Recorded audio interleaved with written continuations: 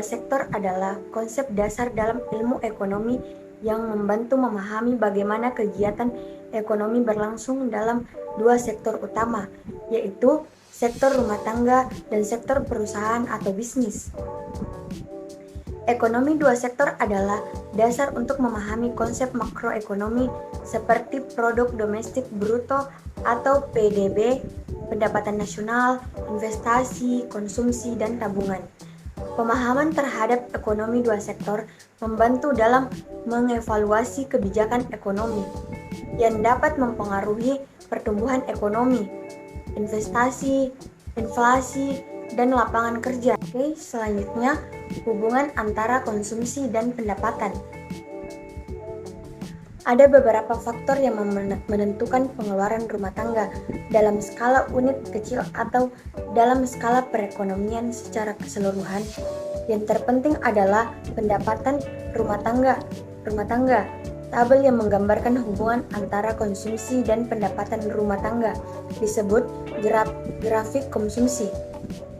Keseimbangan ekonomi dua sektor. Kolom 1 menunjukkan perbedaan tingkat pendapatan yang dapat dibelanjakan suatu rumah tangga. Sedangkan kolom 2 menunjukkan perbedaan tingkat pengeluaran konsumsi yang akan dilakukan rumah tangga tersebut. Untuk memahami sepenuhnya sifat hubungan antara pendapatan yang dapat dibelanjakan, konsumsi, dan tabungan diperlukan dua konsep penting, yaitu pertama, kecenderungan konsumsi. Kedua, kecenderungan menabung. Definisi kecenderungan konsumsi.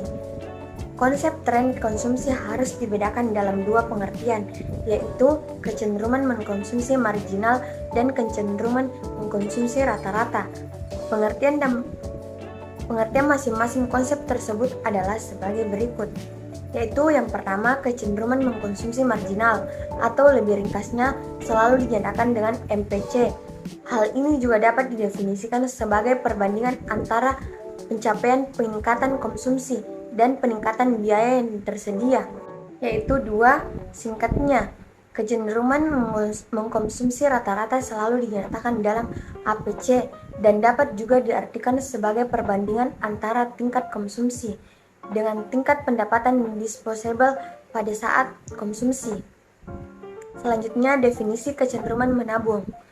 Konsep tren konsumsi harus dibedakan dalam dua pengertian. Selanjutnya, definisi kecenderungan menabung. Konsep tren konsumsi harus dibedakan dalam dua pengertian, yaitu kecenderungan menabung marginal dan kecenderungan menabung rata-rata. Pengertian masing-masing konsep tersebut adalah sebagai berikut. Yang pertama, kecenderungan marginal untuk menabung atau disingkat MPS. Hal ini dapat didefinisikan sebagai kecukupan antara peningkatan tabungan dan kecukupan peningkatan pendapatan disposable. Kedua, kecenderungan tabungan rata-rata. APS jangka pendek menunjukkan perbandingan antara tabungan dan pendapatan yang dapat dibelanjakan. Selanjutnya, contoh perhitungan MPS-APS.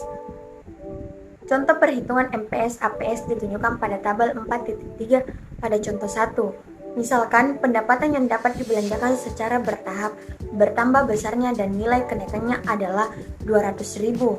Selanjutnya, perubahan keseimbangan dan multiplier. Neraca pendapatan nasional selalu berubah dari waktu ke waktu. Dalam perekonomian dua sektor, perubahan ini terutama disebabkan oleh perubahan investasi. Misalnya, kemajuan teknologi meningkatkan investasi dan peningkatan investasi meningkatkan total pengeluaran untuk isu. Keseimbangan pendapatan nasional baru akan tercapai dan pendapatan dasar masyarakat meningkat. Diskon investasi juga dapat diterapkan dan total biaya CI juga bervariasi. Kali ini akan menurun dan akan mencapai keseimbangan pendapatan nasional dengan pendapatan nasional yang lebih rendah. Dalam perekonomian yang lebih kompleks, yaitu dengan 3 atau 4 sektor, terdapat lebih banyak faktor yang menggerakkan pengeluaran agregat menjauh dari keseimbangan awal dan kemudian menyebabkan perubahan pada tingkat aktivitas perekonomian domestik. Perubahan perpajakan, perubahan belanja sektor publik, ekspor dan impor merupakan faktor penting lainnya yang menyebabkan perubahan keseimbangan pendapatan nasional dan tingkat aktivitas perekonomian. Tujuan analisis koefisien adalah untuk menjelaskan dampak kenaikan atau penurunan pengeluaran agregat terhadap tingkat keseimbangan dan khususnya terhadap tingkat pendapatan nasional. Pertama, proses perkalian dijelaskan secara diagramatis. Selanjutnya, disajikan contoh numerik pengganda yang menunjukkan besarnya perubahan pendapatan nasional akibat perubahan total pengeluaran. Gambaran umum proses pencerita. Proses multiplier sebagaimana telah kami jelaskan terjadi karena adanya perubahan total belanja. Pada contoh berikut, perubahan diasumsikan disebabkan oleh peningkatan investasi sebesar 10 miliar. Penjelasan berikut menjelaskan bagaimana pertumbuhan tersebut meningkatkan aktivitas perekonomian dan pendapatan nasional. Peristiwa yang memicu proses replikasi, misalnya pengusaha meminjam modal dari bank umum atau bank dagang untuk memperluas operasional di berbagai usaha yang dimilikinya. Lebih lanjut, tujuannya misalnya untuk memperluas operasional perusahaan dengan meningkatkan produksi bahkan lebih tinggi dari tingkat yang dicapai saat ini. Untuk mewujudkan keinginan tersebut, pengusaha harus menambah peralatan modal, menambah tenaga kerja, dan meningkatkan pembelian bahan baku yang perlu, barang modal baru, penyerapan tenaga kerja baru, dan tambahan pembelian bahan baku meningkatkan pendapatan nasional. Jika seluruh uang pinjaman dari bank umum disalurkan untuk membiayai kegiatan yang bertujuan untuk meningkatkan produksi, maka tingkat pendapatan nasional akan meningkat seiring dengan besarnya volume pinjaman yang diambil pengusaha untuk meningkatkan produksi. Jika jumlah pinjamannya 10 miliar dan habis seluruhnya, maka pendapatan nasional bertambah 10 miliar. Pertumbuhan pendapatan nasional yang berkelanjutan tidak berhenti sampai di sini. Seiring dengan peningkatan pendapatan nasional tersebut, maka dengan sendirinya pendapatan nasional masyarakat akan meningkat. Dan peningkatan tersebut akan menimbulkan peningkatan baru pada konsumsi dalam negeri yang selanjutnya akan meningkatkan pendapatan nasional. Proses perubahan pendapatan masyarakat, pengeluaran konsumsi dan pendapatan nasional terus berlangsung sedemikian rupa sehingga tidak ada lagi pendapatan di masyarakat. Ketika situasi seperti itu tercapai, pengusaha tidak lagi meningkatkan produksi dan tercapai tingkat keseimbangan baru dalam perekonomian negara. Tingkat pendapatan nasional baru yang dicapai mengalami peningkatan dibandingkan tingkat pendapatan nasional sebelumnya. Investasi atau investasi saham. Penanaman modal adalah segala jenis kegiatan menanam modal, baik penanaman modal dalam negeri maupun luar negeri yang berusaha di wilayah Negara Kesatuan Republik Indonesia. Pentingnya investasi dan faktor penentuannya. Di masyarakat, sering terjadi kebingungan mengenai konsep investasi. Misalnya, perusahaan asuransi membeli saham suatu perusahaan di pasar saham. Tindakan ini tidak dapat dianggap sebagai investasi. Demikian pula, seseorang yang menggunakan tabungannya untuk membeli saham suatu perusahaan atau tanah selalu dikatakan melakukan investasi. Dalam analisis makroekonomi, aktivitas individu atau perusahaan asuransi dalam membeli saham tidak dianggap sebagai investasi. Untuk menghindari kesalahan tersebut, langkah pertama dalam membahas masalah investasi bisnis adalah dengan memperjelas terlebih dahulu pengertian definisi tersebut. Pentingnya berinvestasi. Investasi sering juga disebut penanaman modal atau pembentukan modal, merupakan komponen lain yang menentukan tingkat total pengeluaran.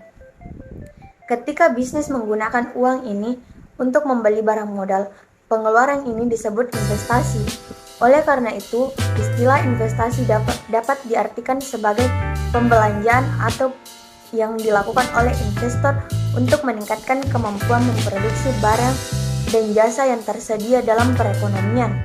Dalam praktiknya, ketika mencatat nilai investasi yang dilakukan pada tahun tertentu, biaya yang diklasifikasikan sebagai investasi atau pembentukan modal dan investasi mencakup biaya berikut. Saya pembeli berbagai barang modal yaitu mesin dan peralatan produksi lainnya untuk mendirikan berbagai jenis industri dan usaha. Biaya konstruksi bangunan tempat tinggal, gedung perkantoran, bangunan pabrik, dan bangunan lainnya. Dalam menghitung pendapatan nasional, yang dimaksud adalah kenaikan nilai barang yang tidak terjual, bahan baku, dan barang dalam proses produksi pada akhir tahun. Penjumlahan ketiga jenis komponen investasi tersebut disebut investasi bruto. Selanjutnya, investasi pendapatan dan bunga. Meskipun faktor-faktor penting yang mempengaruhi besarnya investasi yang dilakukan pengusaha mencakup beberapa faktor, namun dua faktor diantaranya dapat menjelaskan mengapa perubahan tingkat investasi lebih penting dibandingkan faktor lainnya. Faktor-faktor ini adalah proyeksi tingkat pendapatan dan tingkat suku bunga. Selanjutnya, pengambilan modal. Pendapatan dari kegiatan investasi biasanya diterima dalam beberapa tahun. Mungkin di 2 tahun pertama tidak ada keuntungan dan baru di tahun ketiga penjualan melebihi biaya. Selain itu, walaupun laba tahun ketiga sama dengan laba tahun ke-6, misalnya besarnya 100 juta rupiah, namun nilai real laba tersebut berbeda dari sudut pandang perusahaan. Oke, selanjutnya fungsi investasi. Dengan bantuan investasi, Anda mengelola uang Anda dan dapat meningkatkan nilai uang yang Anda terima. Uang lebih berguna dan menguntungkan dalam jangka panjang. Misalnya saja, jika Anda berinvestasi emas, maka harga emas akan naik dalam jangka panjang. Fungsi investasi atau kurva sepanjang sumbu lurus disebut investasi ekonomi. Dan fungsi investasi yang semakin besar ketika pendapatan nasional meningkat disebut efek. Analisis makroekonomi biasanya mengasumsikan bahwa investasi suatu perusahaan adalah investasi independen. Oke, selanjutnya hubungan antara kurva May dan fungsi ranking. Letak fungsi investasi pada grafik berkaitan erat dengan kurva May dan suku bunga yang berlaku. Investasi lainnya telah ditetapkan bahwa penentu utama investasi adalah tingkat bunga dan pengembalian modal atau prospek pengembalian. Selain itu, beberapa faktor lain juga mempengaruhi investasi, seperti perkiraan kondisi perekonomian di masa depan, perkembangan teknologi, pendapatan nasional, dan keuntungan perusahaan. Perakiraan situasi ekonomi masa depan, mendirikan cabang perusahaan, dan memasang peralatan manufaktur baru merupakan aktivitas yang memakan waktu. Di perusahaan yang sangat besar, kegiatan investasi bisa memakan waktu beberapa tahun.